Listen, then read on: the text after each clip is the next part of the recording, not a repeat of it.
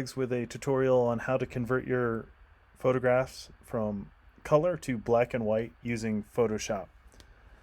If you look on the left hand side, this is a before shot I took in the mountains, and on the right hand side is the after shot in black and white. So this is the overall goal, is to create a black and white photograph and autograph your design so your autograph looks good in the work. First things first, this is my original. Now right here, if you want to change the name of the original, all you have to do is click in there and type. I'm going to say AA for Ansel Adams, and then I'm going to go P1 for period 1. Do not delete the .jpeg on your design right there. If you do that, it's going to be uneditable or hard for me to see when you upload it to Canvas. At this point, I am going to take this photo and I will drag and drop it onto Photoshop right here. But before I do that, let's look at some of Ansel Adams' work. Church picture by Ansel Adams, 1937. He did not have Photoshop. If you look here, there's a really heavy balance of black, white, and gray midtones. So you have the highlight, you have the midtone colors, and you have the darker range of colors going back here with the gray balance in the front and the horizon line. Great shot. Another Ansel Adams picture, Sierra Nevada foothills, California. If you look here, black shadows, white and gray matter. Another one. This is Yosemite National Park. What a great shot. Look at the waterfall back here. You got the whites, you have the grays, and you have the blacks. A good even amount. One thing I notice with rookies is that they leave too much gray in their photography. So our goal today is to get rid of the gray and have a good balance of white, black, and gray in your design. Excuse me, photograph. Here's my photograph. I'm going to drag and drop it onto the Photoshop icon. If you look here, you can see the title is up here, that I retitled it before I put it in here. Next, I want to convert this to black and white. If your tools are all randomly around, I like to click on the toolbar. You can move it to where it's more useful. You can close up some of these items that are not needed. Here's my layers right here. I'm going to put that right there. And then here is my text character. I will be using that as well. First things first, let's convert this to black and white. There's two ways you could do this. The first way, actually the one way I want you to do it for this project, is by going to the top of the page and clicking on Image, Adjustments, and to the word Hue Saturation. Click. This comes up. See the word saturation? I'm going to pull this all the way to the left. The reason I am doing it this way instead of clicking on Image, Black and White, which is right over, I'm going to click OK, Image, Black and White. I'm not using that because it destroys all the color in your design. So if I want to use a filter like Ansel Adams might have done, now I can come in and add filters to this design still. Next, I want to increase the contrast level. So I'm going to go Image, Adjustments, maybe the exposure, the brightness and contrast, and I'll try curves on this. Starting off with brightness and contrast. Like, take it to the extreme to see what they do before you settle on an area that you think looks right. So I'll start off right there with just adding a little bit of brightness. And by going to the left, a lot of gray going to the left, it brings in a little more black there. Go OK, I like that. For each photo that you use, it might use a different setting. So it's all about playing around with these adjustments. Next, I'll try some exposure. Ansel Adams uses a heavy amount of exposure in his work, a lot of light coming through. Now that might be a little too much, so I'm going to bring it to right about there. Let's see what these do. Offset. Bring it to the left to get a little more blacks popping. And I'm going to call it a day. Go OK. Next, what I'll do is I'll go Image, Adjustments, and I am going to try some curves. And I'll click on this line right here. Oof. Don't know if I'm feeling this.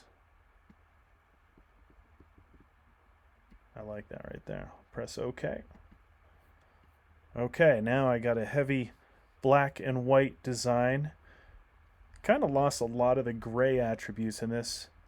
So the next step is to use this tool right here, the Dodge and Burn tool. Dodge makes things lighter, Burn makes items darker. So with the Dodge, I want to lighten up some of this tree right here. So first I come to the top of the screen and make it a little larger, the brush. And I am going to go into the shadows. I'll start with the midtones and I'll make the exposure. I'll bring it up to around 83.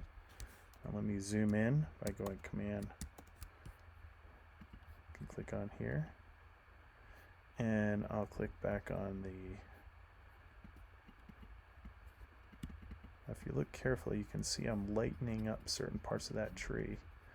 This tool's a great way to pop light into your design where it might be a little too dark. Brings out some of the details of the tree.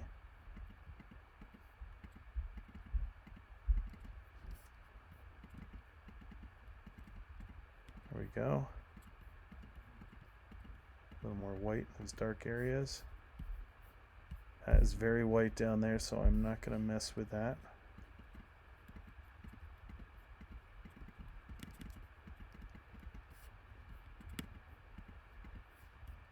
I'll pass some highlights over here. All right. I like what I'm seeing. Now in here it's really white, so I am going to use the Dodge tool.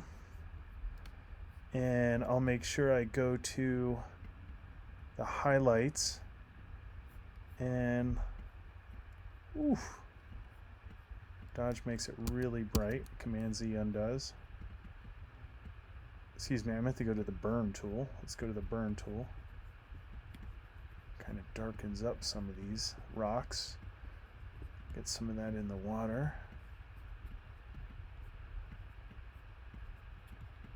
I don't want to overdo that, but it kind of brings more of an emphasis down to that. These rocks. Get that whole riverbed lining. All right. With that, I like what I see. Now what I need to do is autograph my picture. So I click on the T tool. I'm going to come right here, and it's pretty small text, but if you notice I have the character. If I go Command T will bring the character tool up. I'm going to type in here. Let's zoom in.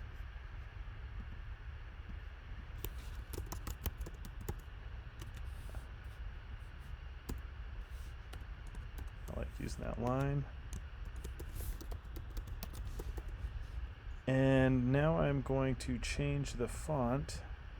I highlight that and I come over here and highlight this and use the arrows. That looks good to me.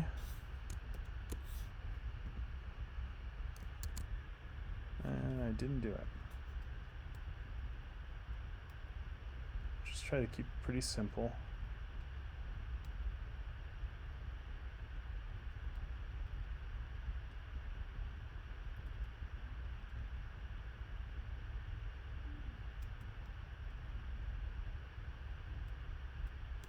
Use that font. I'm going to do it all in For the Love.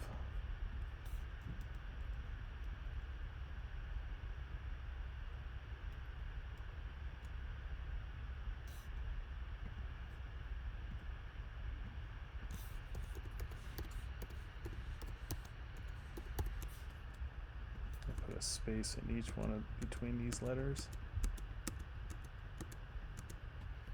And then I am going to make